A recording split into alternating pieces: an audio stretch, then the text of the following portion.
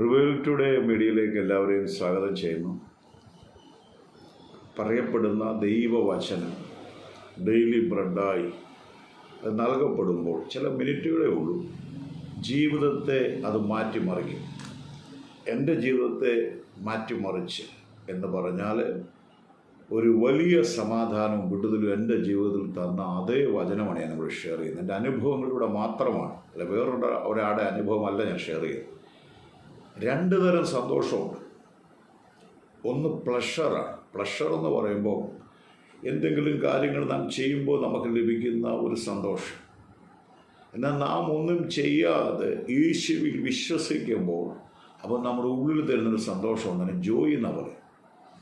അതായത് വേദപുസ്തകത്തിൽ സങ്കീർത്തനക്കാരൻ ദാവീദ് പറയുന്നുണ്ട്, ധാന്യവും വീഞ്ഞും വർദ്ധിച്ചപ്പോൾ അവർക്കുണ്ടായതിലും അധികം സന്തോഷം.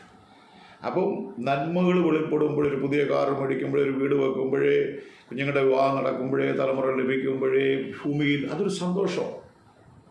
അത് പക്ഷേ അത് കുറച്ച് കഴിഞ്ഞ് മാറും. ഒരു വണ്ടി മേടിക്കുമ്പോൾ അടുത്തൊരു വണ്ടി മേടിക്കണമെന്നൊരു ആഗ്രഹം വരുവാണ്, തീരുന്നില്ല. അതേസമയം ദൈവവചനത്തിലൂടെ ആ ദൈവവചനത്തിലുള്ള സന്തോഷം ഈ ലോകത്തിൽ മാത്രം നിലനിൽക്കുന്നതല്ല, വരുവാനുള്ള ലോകത്തിലേക്കൂടെ അത് സ്പ്രെഡ് ചെയ്യുകയാണ്, അത് റീച്ച് ചെയ്യണം, അറ്റം വരെ പോകണം, മരിച്ചാലും അവനിലാണ്. ആ ഒരു സന്തോഷം ഇവിടെ എൻജോയ് ചെയ്യുന്നൊരു പരിപാടിയുണ്ട്. അതിനാണ് വേദപുസ്തകം പറഞ്ഞത് സ്പിരിച്വൽ ജോയ്, ആത്മസന്തോഷം. ഇത് ലഭിക്കുമ്പോൾ പ്രശ്നങ്ങൾ അത്ര വലുതാണെങ്കിലും നിങ്ങളുടെ അകത്തെ മനുഷ്യൻ ഇന്നർമാണെന്ന് വേദപുസ്തകം പറഞ്ഞത്, അകത്ത് ലഭിക്കുന്ന സന്തോഷത്തിൽ എല്ലാത്തിനും നിങ്ങൾക്ക് ഓവർകം ചെയ്യാൻ കഴിയും. അന്നേരമാണ് ഈ വചനം നിങ്ങളുടെ ജീവിതത്തിൽ നിറവേറുന്നത്. വെള്ളം നിങ്ങളെ കവിയത്തില്ല, തീ ദഹിപ്പിക്കത്തില്ല.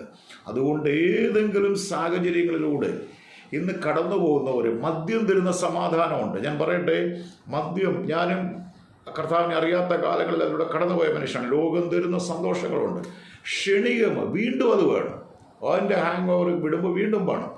പക്ഷെ നിത്യമായി നിറഞ്ഞു പോകുന്ന സന്തോഷം, ആ സന്തോഷത്തിൽ നിങ്ങൾ പറയും വേറെ ഒന്നും ലോകത്തിൽ വേണ്ടാന്ന് പറയും.